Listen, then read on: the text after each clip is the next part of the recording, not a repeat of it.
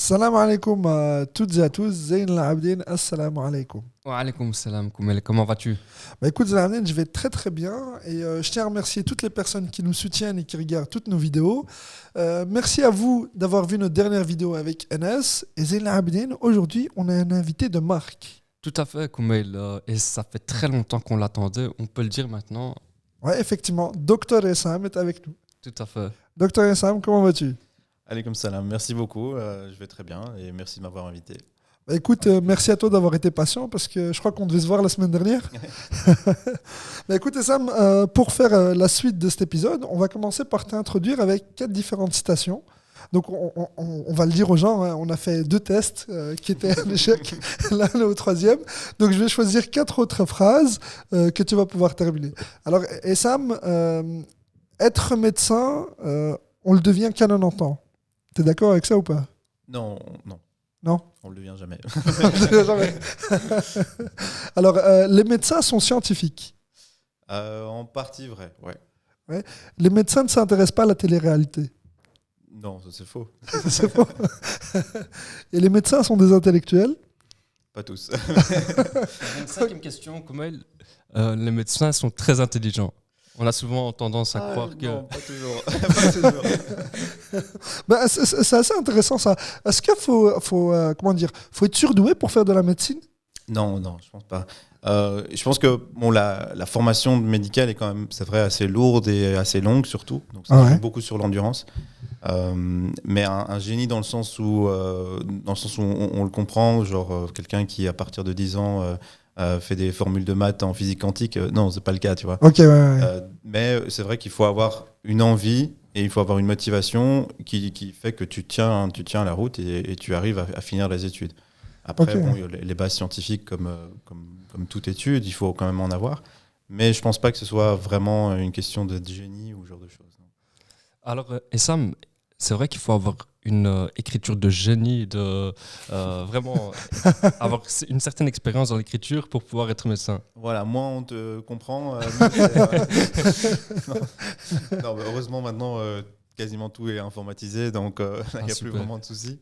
Ouais. Mais c'est vrai que c'est le gros cliché de l'écriture vite fait. Je pense surtout dû au fait que les médecins, dans l'ensemble, on n'a pas peut-être beaucoup de temps et du coup on ne veut pas perdre du temps non plus dans l'écriture, ce genre de choses. Parce qu'il y a beaucoup de l'excuse qui revient le plus souvent. Voilà. Ça tombe bien qu'on parle de tout ça parce que moi Sam, j'ai envie de te poser cette question. Donc toi tu es médecin aujourd'hui. Est-ce que les médecins que tu connais comme toi, c'était leur vocation de devenir médecin? Pas tous. Il y en a qui avaient un intérêt, bien sûr, c'est pour ça qu'ils ont commencé. Il y en a quand même quelques-uns qui ont commencé mais qui n'ont pas fini les études. D'autres même qui ont fini les études mais qui sont réorientés par la suite. Ah ok, ça existe ça? Donc oui, bien sûr. Donc, le souci, on va dire, entre guillemets, avec la médecine, c'est que tu commences à 18 ans. Donc quand tu es jeune, quand tu viens de finir tes études, tu as peut-être une vie qui est très différente de quand tu auras fini tes études 6 ans après. Okay, ouais. Il y a beaucoup de choses qui changent, il y a des priorités, il y a des choses que tu vis, des expériences qui font que tu peux changer du tout au tout. Et il y en a certains qui, bien sûr, avaient d'autres passions qui ont pris un peu le relais et sont passés à autre chose. Et Sam, je pense, quand tu dis que les jeunes, ils commencent à 18 ans et ils finissent 6 ans après, je pense, est-ce que c'est une généralité ou, je veux dire, on peut aussi les commencer à 20, à 30, voire 40 ans, voire 50, voire 70 ans. Bien sûr. Est-ce qu'il y a une limite d'âge pour commencer les études de médecine? Ça, non. On avait en première année, je me rappelle, dans l'auditoire, on avait quelqu'un qui avait, je pense, 65 ans ou un truc comme ça. Donc, qui avait commencé les études en première année, à plus de 60 ans. Ouais. À ce moment-là, c'était plus un peu pour le kiff, mais voilà, il n'y a pas de limite. On ne va pas te dire non parce que tu es trop jeune ou trop vieux. De ce côté-là, il n'y a pas de limite. On peut le dire, il n'est jamais trop tard pour commencer des études. Oui, ça c'est clair. Peu importe les études, à mon avis, en tout cas, on peut faire tout ce qu'on entreprend, tout ce qu'on met à la motivation derrière. Ouais, et quand tu as 18 ans, donc tu finis tes études secondaires en Belgique, et je crois qu'ils obtiennent le bac en France, on démarre un cycle de combien d'années pour devenir médecin? 6 ans, 7 ans, 10 ans, c'est combien de temps est-ce qu'il faut pour être médecin avant de se spécialiser, hein? Ouais. Donc, en tout cas, avant même de commencer ce cycle-là, il y a le concours qu'il faut passer donc avant de débuter les années à l'université. Il y a des places limitées. Il y a des places limitées, c'est ça. Donc, voilà, en fonction des années, c'est plus ou moins. Mais en général, ici, ça a été mis en place récemment. Il y a 5 ans, plus ou moins, il y avait pas de concours avant. Et donc, une fois qu'on commence, qu'on passe le concours, c'est 6 ans. Donc, ça veut dire 3 ans de bac, 3 ans de master. Et là, on est considéré comme médecin, mais pas encore habilité à prescrire et faire tout ce qu'on veut tout seul, en fait. Ok, d'accord. Ouais. Donc, t'es un stagiaire, en gros. T'es un peu, entre guillemets, un stagiaire avancé, si on veut. Et c'est tout le débat aussi du statut qu'on appelle... donc, tous les médecins ont un numéro INAMI. C'est un numéro qui les définit. C'est spécifique à la personne dans une spécialité particulière. Et donc, quand on finit, si tu veux, les études de médecine, on a tous un numéro INAMI qui se finit par 000. Et c'est un statut qu'on appelle 000. Et puis, en fonction de la spécialité que tu vas choisir, ce numéro va changer. Et en fonction, voilà, si tu viens un médecin généraliste, c'est 005.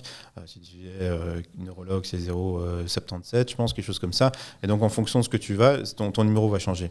Dans ce statut particulier où tu finis la médecine, mais tu n'as pas encore commencé cette spécialité, donc le 000, là, tu es médecin, donc tu as ton diplôme, tu es considéré comme médecin, mais tu dois exercer avec la supervision d'un autre médecin qui a son numéro INAMI, lui, dans cette spécialité, pour que tes actes, et tes prescriptions, tes consultations soient remboursées par la mutuelle. Donc ça veut dire que tu es un peu considéré comme un stagiaire, si on veut avancer, un peu plus, plus de connaissances, qui a acté sa connaissance sur la médecine, mais qui n'est pas encore vraiment dans une spécialité. Et c'est un statut qui est en ce moment, en tout cas, utilisé un peu pour combler les trous dans certains hôpitaux. C'est un statut aussi qui n'est pas très valorisé ou quoi que ce soit, parce que c'est vraiment comme si tu étais de passage. Et ouais. Et c'est le fameux résident qu'on devient, c'est ça, à ce moment-là ? C'est ça, oui, c'est un peu ce concept qu'on entend en France, hein, c'est ça. Ah ouais, c'est un concept français, ok. En tout cas, ici en Belgique, on parle d'assistant quand on commence une spécialité. Donc ça dépend aussi des universités. À l'UCL, on va parler d'assistant. À l'ULB, on va parler de PG, comme postgraduate. Ah ouais, ok. Donc là, on dit les PG. Mais voilà, c'est en fonction de même parfois les régions, les hôpitaux, les pays, ça change. Mais en gros, t'es médecin et t'es en cours de spécialisation.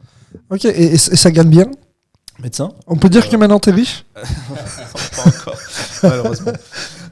La question de l'argent est difficile à évaluer en vrai parce que les études sont tellement longues que si on compare à un autre métier, en fait, il faut prendre en compte ces études aussi. C'est-à-dire que pendant 6 ans de ta vie, tu vas être à l'université et tu vas gagner 0, sauf si tu fais un job étudiant ou autre chose. Mais donc, ça veut dire que ces 6 ans font que si tu commences un autre métier ou d'autres formations qui durent moins longtemps, tu commences plutôt dans ces autres formations, dans ces autres métiers. Et du coup, tu as aussi un bagage plus important, une expérience plus importante dans d'autres métiers. Donc, les 6 ans, tu gagnes 0. Après ça, tu as la spécialité. Et en fonction des spécialités que tu choisis, ça peut aller de 2 à 3 ans pour la médecine générale jusqu'à 6 ans, voire même plus. Et dans ces années de spécialité, tu es payé, mais tu n'es pas non plus payé comme un médecin qui a sa spécialité. Donc à ce moment-là, il faut compter tout ça. Si tu es vraiment, par exemple, chirurgien, ils gagnent peut-être beaucoup quand ils sont chirurgiens et actés, fini la formation, mais ils ont fait 12 ans d'études avant. Donc ça veut dire qu'ils ont fait 6 ans, plus encore 6 ans où ils sont payés, mais pas autant qu'un vrai chirurgien. Ouais. Et c'est quoi les études les plus longues en médecine, tu vois ? Donc la spécialisation la plus longue. Donc c'est en ceux termes qui d'années, sont 6 ans, donc ça veut dire la chirurgie. Ah, il n'y a pas plus de 6 ans. En fait, après ces 6 ans, tu peux encore compléter sa formation avec ce qu'on appelle un fellowship, donc être quelqu'un qui suit finalement une formation particulière dans un domaine particulier. Donc c'est en gros une surspécialisation si on veut. Et ça peut durer 1 an, 2 ans en fonction de la surspécialisation. Alors Ressam, est-ce qu'on choisit ce métier pour se faire beaucoup d'argent ? Non, je pense qu'avec les explications que j'ai données, on comprend très bien que si on veut se faire beaucoup d'argent, médecin, c'est pas le bon plan. Parce que, on devient dentiste. Voilà, ça par exemple. Non, mais ça c'est aussi peut-être un cliché, mais c'est vrai que les études, quand elles sont moins longues et que tu commences en fait ton travail plus rapidement, souvent c'est là où tu vas gagner de l'argent et aussi une expérience qui va faire que plus tard tu vas gagner plus d'argent grâce à tout ça. Médecin, avec toute cette formation, etc., fait que, en fait, si tu veux faire chirurgien, pendant 12 ans de ta vie, tu vas être payé que la moitié déjà, 6 ans, et puis pas autant qu'un chirurgien. Donc, mais c'est quoi? Tu commences avec 2000 euros net par mois. Enfin, bien sûr, je sais que c'est très variable selon les spécialités, mais on va dire ceux qui gagnent le mois, ils sont à combien? 1600 euros, 1700? Ça dépend, comme tu dis, mais c'est pas très variable en fonction des spécialités, c'est plus en fonction des années d'assistanat. Ça peut varier un petit peu, éventuellement, la première année versus la 6e, voilà, il y a une petite différence. Et puis aussi les gardes que tu fais, parce que ça, c'est quelque chose qui est variable en fonction des mois. Tu peux faire plus de gardes ou moins, donc tu as éventuellement une plus-value. Maintenant, dernièrement, avec, j'imagine que vous avez déjà vu toutes les manifestations, tout ça qui ont été faites, parce que justement ce statut était mal considéré, ou en tout cas pas assez régulé. On est plus ou moins, on commence en tant qu'assistant avec 2000, 2300, quelque chose comme ça. Brut ou net? Net. Ah ouais. On va dire que c'est un bon début par rapport à d'autres métiers qui ont fait des masters. Peut-être pas des masters en 6 ans, mais en 5 ans, et qui commencent à 2000 euros. En tant qu'assistant, on ne se plaint pas du tout du salaire. C'est juste qu'il faut mettre ça en balance par rapport aux heures de travail aussi. Ouais. Et donc, ce qu'il y avait ces dernières années, c'était une surcharge, mais ça continue encore malheureusement dans certains hôpitaux. Ouais, c'est surtout en période de Covid que vous l'avez senti, vous. Il y a le Covid, mais il y a aussi, mais même en dehors du Covid, c'était beaucoup d'assistants qui devaient rester plus tard que leur contrat, entre guillemets, ils n'étaient pas payés pour ce temps en plus. Et donc, on avait des assistants, il y a même des études qui ont été faites, et donc on a des assistants qui faisaient du 60 heures, 70 heures, 80 heures semaine. Et j'imagine que c'est pas légal. Non, clairement, on n'est pas vraiment dans le contrat à ce moment-là, parce qu'on n'est pas payé pour ces heures en plus. Et donc, voilà, il y a toujours un statut particulier, comme je disais, qui est que tu es médecin, peut-être, tu as le titre, tu as le petit badge avec médecin, mais tu n'as pas encore le vrai statut reconnu par l'hôpital qui fait que tu vas être considéré comme tel, tu vas être payé comme tel, etc. Maintenant, ça s'améliore, comme je disais, mais on est quand même dans des nombres d'heures de travail assez conséquents. Et du coup, si on revient au nombre d'heures, ce que tu gagnes au final, c'est peut-être 10 euros. Ouais. Et Sam, à l'hôpital, quand on arrive à l'hôpital, on entend souvent parler d'interne en médecine. Qu'est-ce que ça veut dire ? Alors ça, encore une fois, c'est quelque chose qui nous vient de la France, donc qui est pas belge en soi. Ok, ouais. Donc en fait, on vole du vocabulaire des séries TV, mais c'est tout français. Les choses à notre façon en Belgique. Donc en Belgique, que ce soit, ce qu'on considère comme interne justement, c'est l'assistant. Donc c'est le médecin en spécialisation. Et puis tu as l'externe aussi en France, où en gros c'est les stagiaires chez nous. Et donc, c'était un peu des vocabulaires qui sont différents, mais en gros, l'assistant ou le PG, c'est le médecin qui est en formation, qui commence après ses 6 ans. Ah ouais, ok, d'accord. Ouais, c'est pas mal ça. Mais moi, j'ai une autre question, Sam. Tu vois, la médecine, elle est mise en avant beaucoup dans les séries télévisées, que ce soit sur TF1, sur RTBF. Bon, je sais pas s'il y a des médecins sur RTBF, mais bref, Netflix, Amazon, etc. Est-ce que tu penses que ça sert à quelque chose, tu vois, quand tu es en secondaire, tu vois, tu es en dernière année, donc l'équivalent du bac en France, de te préparer, par exemple, de suivre des cours préparatoires en mathématiques, en biologie, en chimie, pour justement entamer ces études-là. Est-ce que c'est intéressant de le faire, ou finalement, les connaissances qu'on a en secondaire, c'est suffisant pour passer le concours ? Malheureusement, en Belgique, le niveau des études secondaires est très variable en fonction des écoles. Ouais. Donc on ne sort pas avec le même bagage, ça c'est clair. Ça, okay. Qu'on veuille ou non, c'est comme ça. Maintenant, le bagage peut être plus ou moins important, et ça ne veut pas dire que quand c'est moins important, ce n'est pas assez pour pouvoir passer le concours, par exemple. Mais à ce moment-là, je pense que quand on n'est pas sûr éventuellement de ce niveau-là, ça vaut la peine de faire... Maintenant, pas obligé de faire toute une séance très importante de mise à niveau, mais en tout cas savoir se jauger par rapport aux autres. Et ça, maintenant, il y a pas mal de cours, de préparation au concours qui sont mis en place. Donc ça vaut la peine d'avoir une petite idée de son niveau, de savoir si par rapport à un examen de concours, où est-ce qu'on se situerait, faire un examen blanc ou ce genre de choses, voir un peu où est-ce qu'on en est. Ah ouais, parce que moi je connais quelqu'un qui est sorti je crois elle est sortie du collège Saint-Michel. Moi aujourd'hui elle est diplômée en sociologie, mais on se disait à l'époque, tu vois, le collège Saint-Michel, c'est une école assez importante à Bruxelles, et au final elle a raté le concours. Donc je me dis, c'est quoi qui fait qu'un étudiant, tu vois, réussisse ce concours ?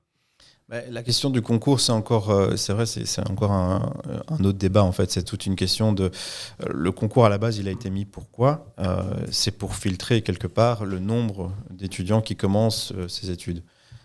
Pourquoi ? Parce qu'on s'est rendu compte que, voilà, ça c'est le calcul du gouvernement, mais sur le terrain, c'est pas vraiment une réalité. On voit qu'il y a peut-être trop, il y avait en tout cas peut-être trop d'étudiants par rapport au nombre de places qu'il y a à la fin. Et donc, ça veut dire qu'il y a des étudiants qui peuvent commencer leurs études de médecine, faire 6 ans de médecine, et puis se retrouver sans place si on veut. Enfin, je veux dire, théoriquement, ce serait possible que ça arrive, même si c'est pas trop arrivé. Il y a eu des choses qui ont été mises en place pour que ça n'arrive pas. Et donc, pour éviter ça, on a mis une valve au début en disant, voilà, on peut prendre autant de personnes parce qu'à la fin, on a autant de places. Donc, on part dans cette logique-là. Ça ne veut pas dire que les gens qui ne sont pas pris à ce concours ne peuvent pas être de très bons médecins, au final. Ça ne veut pas dire que les gens qui ratent, entre guillemets, ce concours ne pourraient pas être des meilleurs médecins que ceux qui réussissent. Donc c'est pas une question vraiment de valeur de médecin, c'est pas pour dire que celui-là est meilleur qu'un autre, c'est vraiment une question mathématique si on veut, parce qu'on a autant de places et donc on doit prendre autant de gens et on fait en sorte pour qu'il y ait autant de gens qui réussissent le concours. Ok, ouais. Donc il n'y a pas de vraie préparation, si tu veux, pour ce concours-là en fait à faire. Si, une préparation, ça tu peux le faire, bien sûr, tu peux avoir des cours complémentaires, etc. pour te mettre à niveau comme tu le souhaites et faire ce que tu veux pour être le meilleur. C'est le principe d'un concours. Mais mon point, c'est sur le fait que si on rate ce concours, ça ne veut pas dire... Oui, bien sûr, ouais. Ça, on est d'accord. C'est ça le principe, c'est que c'est juste un filtre, si tu veux, voilà, il y a autant de places et on prend autant de gens. Mais la personne qui est 101e alors qu'on prend 100 personnes, elle a peut-être même, entre guillemets, réussi et bien compris la matière. Mais comme il n'y a pas assez de place, ouais. Et au niveau des spécialisations, c'est aussi pareil au niveau des concours, parce que je sais que j'avais un ami qui aujourd'hui, je crois, il est en spécialisation en radiologie, et il me disait à l'époque que lui devait passer ses examens, je crois, en 5e ou en 6e, et il devait avoir une certaine cote, et s'il arrivait dans le maximum des points, il était peut-être pris dans la spécialisation qu'il voulait. Il devait faire même un choix, un top 5 ou un top 10 des spécialisations qu'il voulait.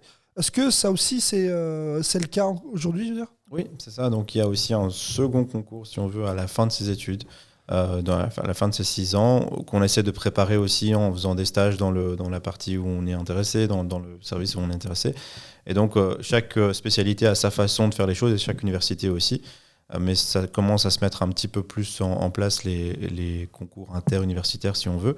Mais donc le principe, c'est que tu choisis 1, 2 ou 3 spécialités et tu dis, voilà mon premier choix, deuxième choix, troisième choix, je passe le concours et le concours peut être aussi simple, entre guillemets, qu'une interview où tu es juste en face de tes pairs et qui te posent des questions sur ta motivation, sur ta connaissance générale, ou compliqué en plus par rapport à d'autres avec des stages obligatoires à faire, des concours écrits ou ce genre de choses. Tout ça pour faire encore une fois un classement pour dire, voilà, on a 5 places dans cette spécialité. Si vous êtes 10, il y en a 5 qui ne seront pas pris et qui devront trouver une place autre part. Alors Essam, comment on reste motivé malgré les échecs ? Parce qu'on entend souvent parler d'échecs dans toutes les options, mais particulièrement en médecine, parce que les études elles sont assez conséquentes, etc., beaucoup plus compliquées. On a quelqu'un qui sonne, qui a une question pour nous aussi. Donc, comment est-ce qu'on fait pour rester le plus motivé possible et pouvoir entreprendre ces études et donc réussir à vivre ce rêve en fait de médecin? Ouais, donc c'est une bonne question, mais c'est une question qui se vit en fait. C'est pas quelque chose qu'on peut vraiment expliquer à l'avance, dire à quelqu'un qui commence les études de médecine, il faut faire ça, ça, ça pour rester motivé. Alors il y a beaucoup de vidéos YouTube, il y a beaucoup d'articles à droite à gauche qui expliquent que la motivation c'est le principe de base, et si t'as pas ça, ou si ça diminue même d'un petit peu, c'est fini. Les fameux success stories. Voilà, il faut être à 100%. Si t'es à 99, ça va pas, il y a quelqu'un qui va passer devant toi et c'est fini. Ça, je pense qu'il faut l'enlever de sa tête. Il faut vraiment voir les choses comme elles sont sur le terrain. Et pour ça, il faut le vivre aussi. Donc, c'est-à-dire que quelqu'un qui n'a pas encore commencé ces études-là, il va avoir du mal à penser à vraiment le niveau d'investissement qu'il faut avoir pour ce genre d'études. Il va avoir du mal à se projeter, à vraiment savoir ce que c'est une motivation et sur la durée surtout. Ouais. Comme on parlait aussi, c'est vraiment une question d'endurance. Donc quand on parle d'études comme ça qui durent 6 ans, 7 ans, 8 ans, enfin beaucoup plus que ça, c'est pas seulement une question de motivation dans le sens où je veux être médecin, c'est aussi, il y a un jour ça va beaucoup moins bien, il y a un jour j'ai raté un examen, il y a un jour ça s'est pas passé comme je voulais, mais je dois faire avec ça et essayer de trouver une façon de fonctionner malgré tout ça. On apprend à se connaître, on apprend à connaître par nos échecs en fait. On se connaît beaucoup mieux et on sait que voilà, je sais que si un jour je vais pas bien, je suis déprimé, je suis un peu triste, mais il me faudra du temps pour récupérer et il faut que je prenne ce temps. Si je me dis non, même si je suis déprimé, je vais aller à la bibliothèque, je vais commencer à bosser 5 heures d'affilée, au bout d'un moment, on ne tient pas. Donc ça, on apprend un peu voilà, avec des essais, on essaye des choses et on voit que comment nous-mêmes, dans cette situation, on réagit. Donc voilà, la motivation, c'est important. Mais ça ne fait pas tout et c'est ce qui nous donne le moteur pour avancer, mais il faut tout le système pour que tout se passe bien. Ok, ouais, donc là c'est vrai que c'est assez intéressant ce que tu dis. Mais moi j'ai une question à te poser. Toi aujourd'hui tu exerces en tant que médecin. Est-ce que vous avez une formation en psychologie en tant que médecin ? Ça dépend ce que tu entends par là. Tu veux dire par exemple, tu vois, il y a des médecins quand je vais en consultation. Il y a des médecins qui sont vraiment aigris, tu vois. Ils sont, ils sont limite repoussants. T'as pas envie d'être avec eux, tu vois. Et puis t'en as d'autres, tu te dis, ouais, il est à l'écoute, tu vois. Limite, je vais voir un orthopédiste, limite, j'ai pas mal au genou, je viens juste pour parler avec quelqu'un, tu vois. Tu te rends compte, tu te dis, ah ouais, il a peut-être eu une formation en psychologie, lui, tu vois. Et puis t'as un autre, il est aigri, il est asocial, il a pas le temps pour toi.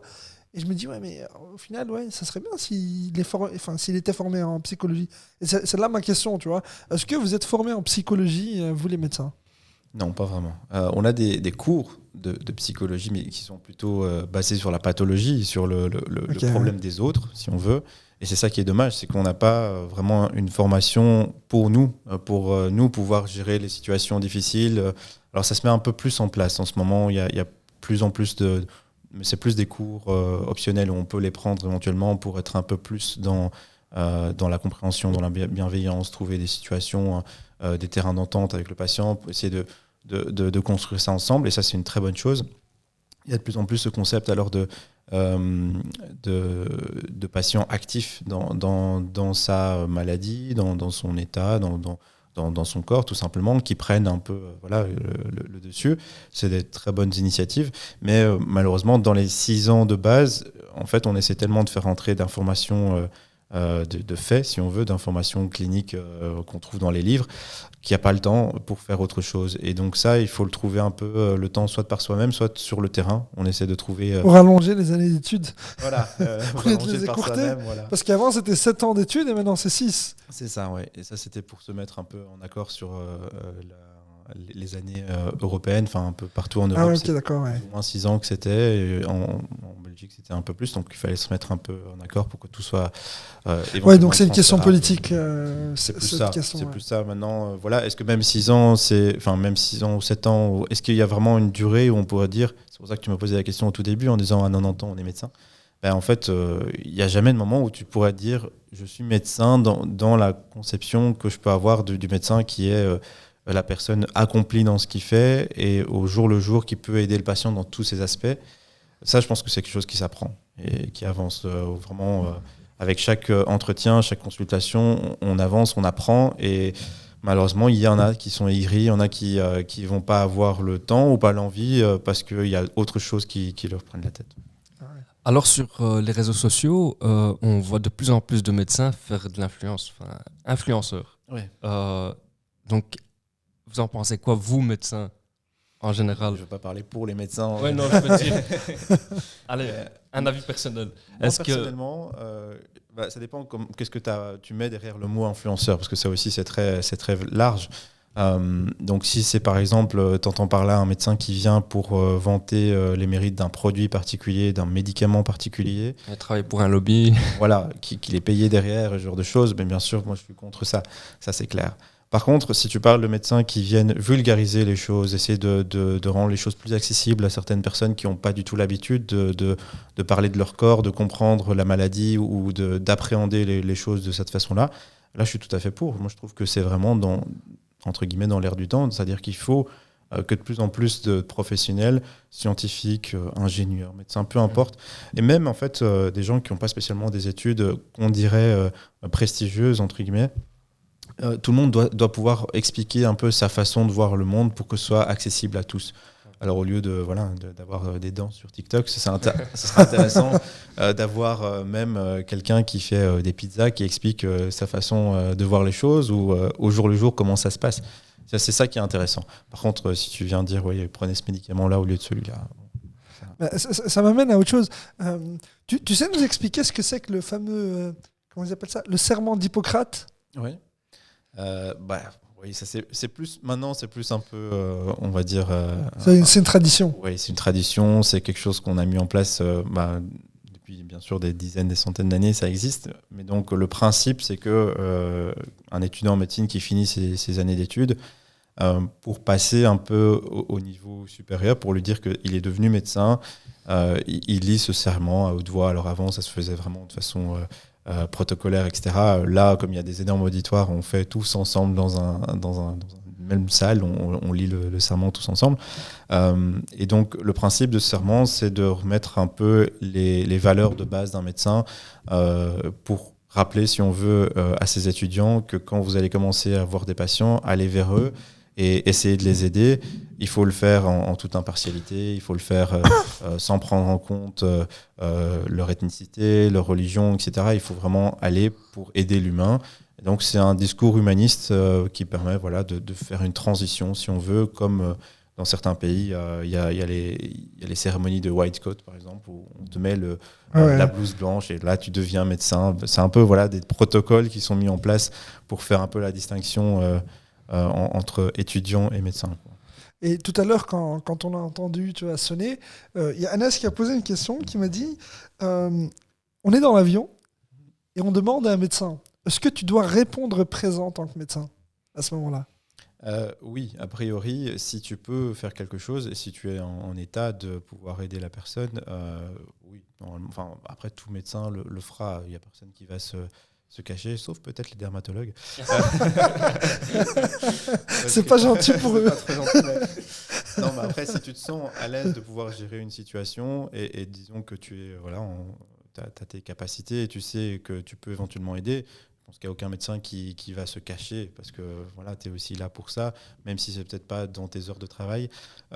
Si quelqu'un fait un malaise ou ce genre de choses, la plupart du temps, tu peux quand même aider, même si tu es dermato, aider à ce qu'il aille un peu mieux ou trouver des solutions pour qu'on puisse avancer. Quoi. Je vais continuer là-dessus. Est-ce que comme dans toutes les séries américaines, tu peux faire un diagnostic quand tu vois une personne, dans les films, c'est assez rapide. Ouais. Donc le gars, il arrive aux urgences, il a pris, il a pris une balle, un coup de couteau, un coup de fourchette. Est-ce que tu peux faire un diagnostic aussi rapide qu'eux ? Tu veux dire quand tu les vois, par exemple, quand tu le vois, juste en le voyant. Parfois, oui. Parfois, c'est le cas. La plupart du temps, non. Mais parfois, et surtout avec l'expérience, il y a des petits signes qui ne trompent pas. En fait, il y a des choses que tu commences à voir qui deviennent un peu... qui viennent même pas... Enfin, c'est vraiment... Je pense que tu prendrais même pas un médecin, quelqu'un comme ça, et tu lui ferais voir des patients, des centaines, des milliers, il aura cet instinct à un moment donné. Donc je ne pense pas que ce soit lié vraiment aux études de médecine ou au statut de médecin, mais il y a des choses que tu ressens, que tu vois plus facilement. C'est toute la beauté de la médecine pour moi, c'est le côté clinique, c'est de pouvoir faire ou même comprendre ce qui se passe sans même toucher le patient ou parfois sans même faire d'autres examens, quoi. Donc tu as l'examen clinique qui est très important. Mais ce qu'on nous apprend toujours, c'est qu'encore plus important que l'examen clinique, il y a ce qu'on appelle l'anamnèse. Donc c'est juste la discussion. C'est parler avec quelqu'un, lui poser des questions plus ou moins spécifiques par rapport à ce qu'il amène. Et parfois même avant cette anamnèse, tu as des petits signes cliniques, donc des choses qu'on voit, que ce soit au niveau de la peau, au niveau du comportement, de la marche, du déplacement, de l'attitude, plein de choses comme ça qui permettent de dire, cette personne, elle est dans cet état-là. Ou alors, tout simplement, j'ai le temps de discuter avec cette personne, prendre le temps de faire un examen plus complet, etc. Ou non, ça c'est urgent, j'ai pas le temps, il faut qu'on aille au plus vite à l'examen. Et Sam, est-ce qu'il faut être issu d'une famille de médecins pour le devenir ? Non, heureusement. Alors c'était le cas avant, mais maintenant, heureusement, c'est plus le cas. Dans ma famille, il n'y a aucun médecin. En tout cas, que je sois au courant, jusqu'à mes grands-parents, il n'y a personne qui sont médecins. Donc non, clairement pas. Et heureusement, on est dans un pays où, même si on vient de milieux peut-être plus défavorisés, où éventuellement on a moins accès à l'éducation, éventuellement aux moyens financiers pour payer les études, mais on a des aides qui sont là et qui nous permettent de le faire. Donc heureusement, ça c'est plus vrai actuellement, même si c'est plus compliqué pour quelqu'un qui éventuellement n'a pas des bases ou éventuellement une famille ou un entourage qui l'encourage dans ce sens-là. Et quand on n'est pas blanc, est-ce qu'on n'est pas... Enfin, tu vois, c'est un truc que je me pose comme question, mais tu vois, la médecine, c'est tellement un fantasme pour plein de familles, tu vois, que je me dis, quand t'es pas blanc et que t'es dans le milieu médical, mais il n'y a que des blancs avec toi, est-ce qu'on t'appelle toujours comme l'étranger? Est-ce qu'on demande toujours ton avis sur ce qui se passe à l'étranger ou sur le comportement de jeunes de quartier, etc. Est-ce qu'on t'identifie toujours à cette minorité à laquelle t'appartiens? Ça dépend. En fait, comme partout, comme dans toutes les tranches de la société, il y a des gens qui comprennent certaines choses, qui sont au courant ou qui vont avoir une certaine éducation sur la question et du coup qui vont pas poser des questions très bêtes. Et d'autres qui n'ont pas cette éducation, qui n'ont pas cette compréhension et du coup vont poser des questions très bêtes comme celle-là. Donc c'est parfois des raccourcis qui sont faits par certains médecins ou d'autres. Maintenant, je ne prends jamais ça spécialement comme quelque chose de négatif, mais plutôt comme quelqu'un qui essaye de comprendre ce qui se passe. Et alors, avec justement ces interactions, il va apprendre certaines choses, j'espère. Donc, ça s'améliore et ça se met en place dans une relation. Donc, ça, c'est... Ouais, c'est assez intéressant. Moi, je t'avoue que cette question de toujours être rappelé à l'identité qui est la mienne, tu vois, je suis pas blanc, c'est clair, tu vois. Bon, c'est pas forcément vrai, mais tu vois, qu'on me rappelle toujours que j'appartiens à une certaine minorité, que j'ai vécu dans certains quartiers de Bruxelles, etc. Pour moi, c'est dérangeant. Mais il y a autre chose. Est-ce que, en tant que médecin, on a plus de facilité à affirmer, par exemple, son identité religieuse, tu vois? Est-ce qu'on peut dire facilement, oui, voilà, moi je suis médecin musulman? Parce que dans d'autres domaines, c'est un peu plus compliqué, tu vois. Quand tu es dans le milieu de la presse, tu ne vas pas forcément dire, oui, voilà, je suis journaliste de gauche et musulman, par exemple, tu vois. Ouais. Ça craint un peu. Ouais, non, c'est sûr. Bah, dans la médecine, c'est pas vraiment le cas non plus. C'est-à-dire qu'a priori, alors ça peut être sujet à débat, mais donc il y a le principe de neutralité chez un médecin. Qui est que quand je suis médecin, a priori, je suis médecin pour tout le monde et je ne vais pas spécialement amener mon identité dans la consultation, si on veut. Et donc, je ne vais pas me présenter comme médecin musulman quand je vais voir un patient. Et on va juste rester, on va dire, à deux êtres humains qui sont en train de se parler. On va essayer de trouver des solutions aux problèmes et avancer. Alors, est-ce que c'est plus facile? Non, pas spécialement. Ça peut même parfois plus compliqué. Par exemple, les femmes musulmanes qui portent le foulard, actuellement dans les hôpitaux, c'est très difficile de trouver des hôpitaux où ils acceptent ça justement. Donc, qu'ils acceptent en fait qu'on s'affiche, comme tu disais, avec l'identité, parfois avec des fausses excuses de neutralité, parfois même avec des fausses excuses encore plus loin d'hygiène, ou ce genre de choses qui peuvent être complètement absurdes. Même chez des voisins qui sont pas très loin, que ce soit en Angleterre ou autre part, il y a des débats qui sont pas du tout d'actualité ou même pas compris par ces voisins-là par rapport à ce que nous on vit ici.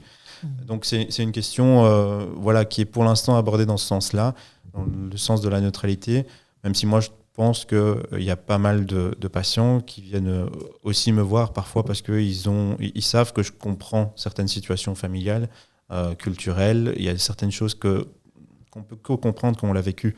Ah, donc sûr, il y a plus de facilité parfois de ce côté-là. Et est-ce que il y a une raison pourquoi je te pose cette question. Est-ce que pendant le Covid, tu recommandais aux gens de prendre des graines de nigel pour guérir du Covid, comme c'était souvent recommandé dans le milieu religieux, tu vois? Non. Pas spécialement, non. Alors, le Covid, c'est aussi tout un débat, toute une question. Et je pense que maintenant, c'est un peu justement le moment de prendre du recul par rapport à ça et de voir ce qui s'est passé et de comprendre un petit peu mieux. Parce que quand on est dans le moment, c'est compliqué. Enfin, je veux dire, tout le monde, que ce soit du médecin le plus expert en épidémiologie ou en virologie ou autre chose, juste que la personne qui a peut-être la moins d'éducation sur le sujet et qui est malade, tout le monde a son avis à ce moment-là. Il y a quelque chose qui arrive et il n'y a personne qui est au courant. Voilà, on a des bases, bien sûr, on comprend que c'est un virus, on comprend telle ou telle chose, et on avance même assez rapidement sur la question de la compréhension de ce qui s'est passé.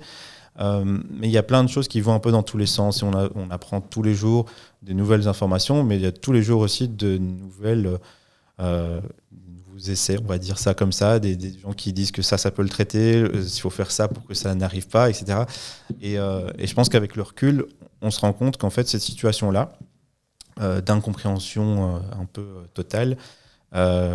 Parfois, le médecin, c'est ce qu'il a au jour le jour. Parce qu'en fait, il y a beaucoup de domaines dans la médecine où on n'a pas de réponse claire et nette à 100% pour dire voilà, vous avez telle maladie, il faut faire ça, et demain, 3 jours après, 10 jours après, vous irez mieux.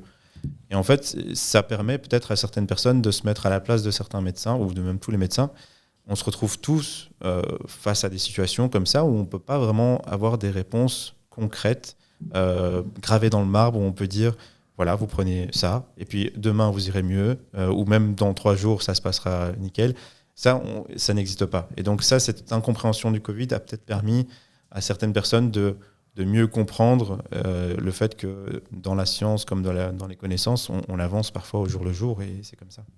Et est-ce que tu es fan, par exemple, tu vois, imagine, tu as quelqu'un qui s'est brûlé, et donc généralement on prescrit de la flamazine, tu vois, la fameuse crème pour les brûlures.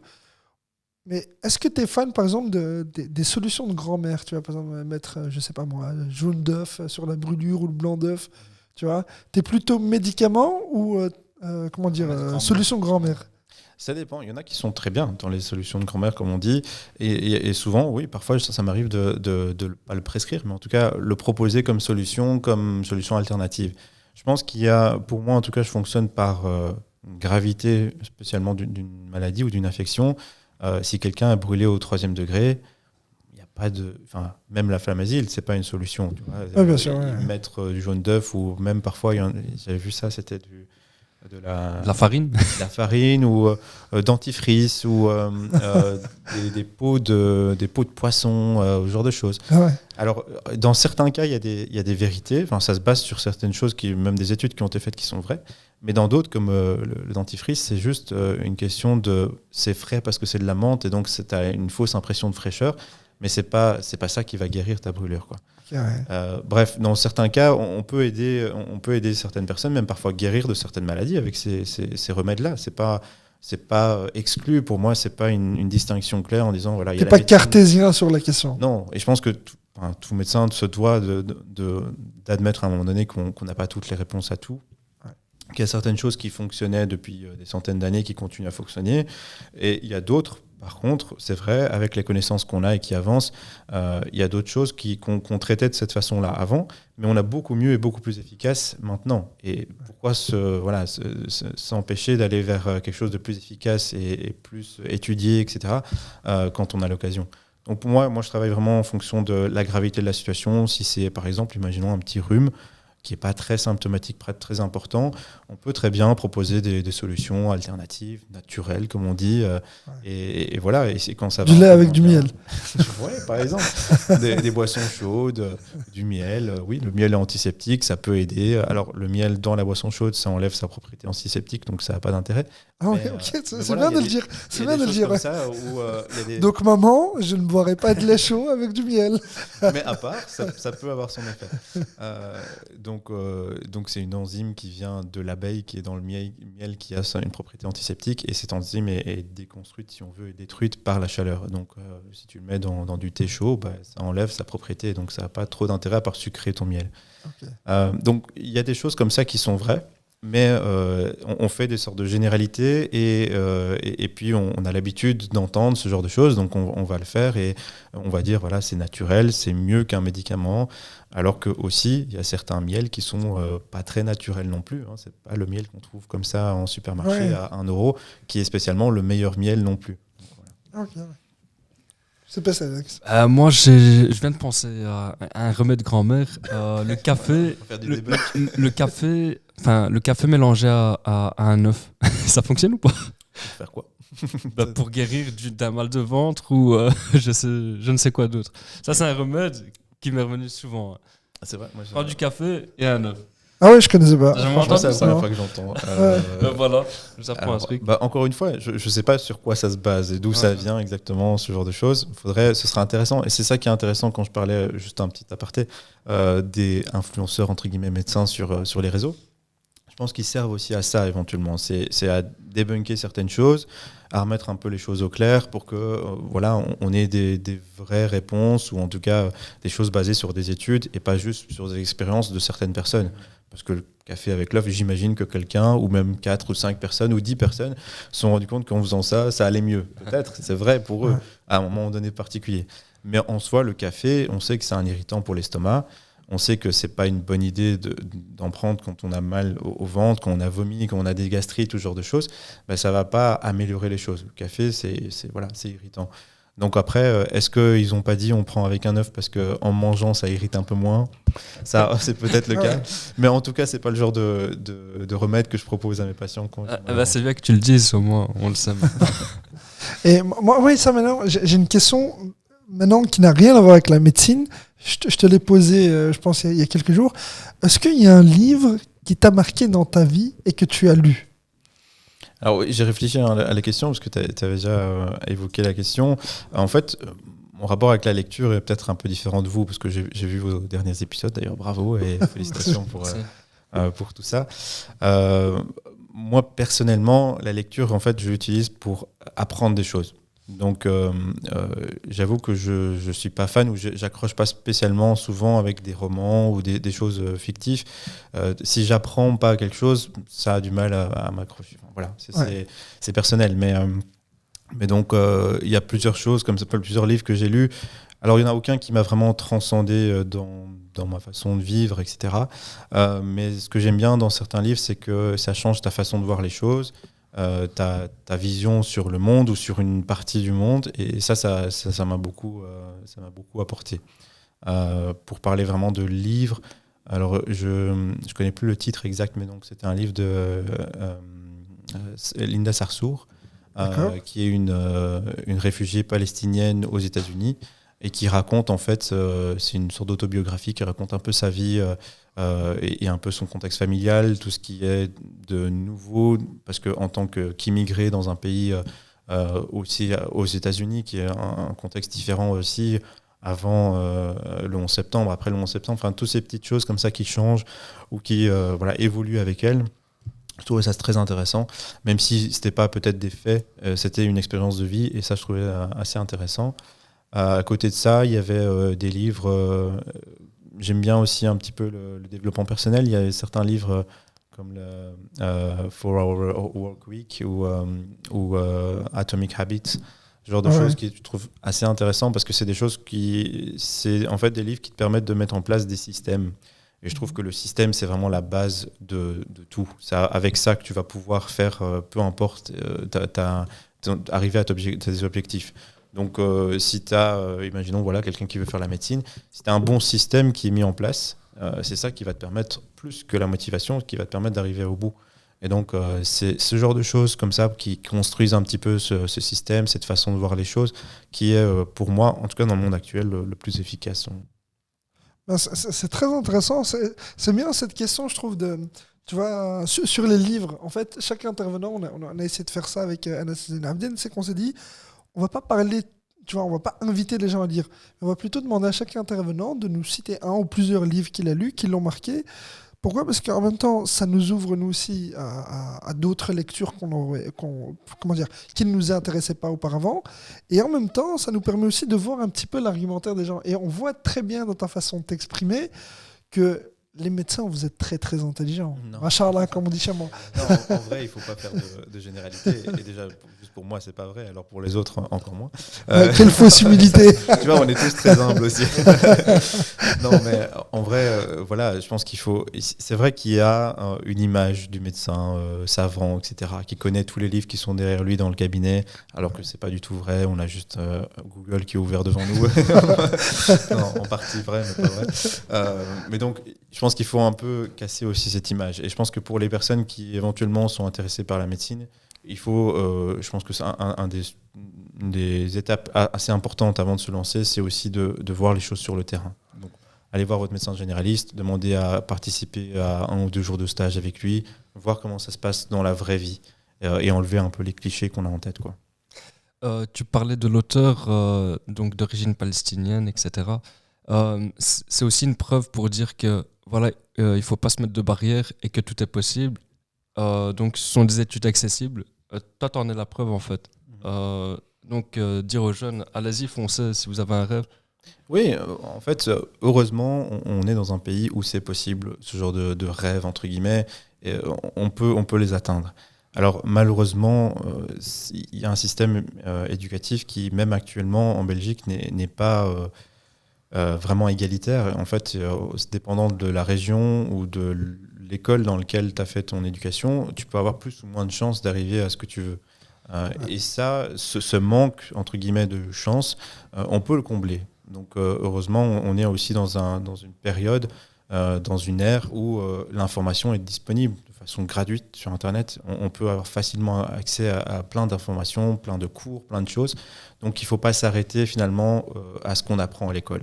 Je pense que c'est le plus important, c'est qu'il faut avoir des compétences qu'on peut appliquer à tout, qui sont transférables à tous les objectifs qu'on a, et essayer d'avancer avec ça. Il ne faut pas se mettre de barrières, et il faut sortir de... Il y a quelques années, j'avais fait un stage dans une maison médicale dans les Marolles, et là, un médecin me racontait que dans une école pas loin, quand on demandait par exemple aux petites filles qu'est-ce qu'elles veulent faire plus tard, du coup c'est un peu, on va dire, l'imaginaire des enfants, c'est, on va dire, le but ultime quelque part. Quand on leur demande qu'est-ce qu'ils veulent faire, parfois ils disent astronaute, pompier ou des trucs comme ça, parce que ça titille l'imagination. Et ben, à beaucoup de filles dans cette école, par exemple, c'était, la réponse de beaucoup de filles dans cette école, c'était caissière. C'était des activités manuelles de base que peut-être leurs parents faisaient. Et c'est ça qui est dommage, en fait. C'est de limiter ces objectifs à des choses qu'on pense, voilà, c'est faisable pour moi. Plus que ça va être compliqué, donc je vais m'en tenir à ça. Ouais. Effectivement, écoutez Sam, un très grand merci pour cet échange. Franchement, ça fait très instructif comme échange. J'espère qu'on va pouvoir inspirer beaucoup de jeunes et de moins jeunes pour, pourquoi pas, entamer des études de médecine ou tout simplement s'intéresser à ce domaine qui nous touche au quotidien. Un très grand merci à toi, Sam. Merci. Je ne sais pas si tu as quelque chose à ajouter pour les personnes qui souhaiteraient te suivre, je sais pas, peut-être sur les réseaux sociaux ou ailleurs, ou si tu as un conseil à donner aux gens. J'ai pas vraiment de réseau, enfin je veux dire, j'ai pas de... Ouais, t'es pas influenceur. Je suis pas influenceur encore, mais ça m'intéresserait de savoir éventuellement vos abonnés, les gens qui vous suivent, s'ils sont intéressés par ce type de contenu où on essaye de vulgariser finalement des concepts peut-être plus difficiles d'accès ou des choses qui veulent savoir sur certaines pathologies ou des choses en particulier. Ce serait intéressant de voir un petit peu s'il y a cette demande. Et comme je disais, c'est important que les médecins aussi puissent répondre à cette demande, donc ça c'est important. Ça c'est le premier message. Et puis le deuxième, c'est vraiment, comme on l'a dit tout au long de la discussion, je pense qu'il ne faut pas s'arrêter à ce qu'on pense être capable de faire. Il faut le faire, et il faut se lancer, et il ne faut pas avoir peur des échecs. Il faut vraiment aller dans le domaine qu'on estime être heureux, éventuellement apprendre quelque chose, et puis essayer. Si ça ne marche pas, c'est pas un problème, on change, on essaie d'autres choses. Ok, super. En tout cas, Sam, ce fut un plaisir de pouvoir t'interviewer. Partagez, merci beaucoup. Et alors, je vais juste faire une dédicace. Je sais qu'habituellement, on ne le fait pas trop, mais pour les personnes qui ont vu l'un de nos épisodes, donc celui sur les ratés avec Husna, alors sachez que Essam est le frère de Husna. Alors, n'hésitez pas à vous abonner, à liker notre page, enfin notre compte plutôt, ou notre chaîne, et à commenter la vidéo. Merci à toutes et à tous, et au plaisir de vous revoir prochainement. Alors, n'oubliez pas Mozone, c'est un projet de podcasting de société et d'actualité. Salam à tous.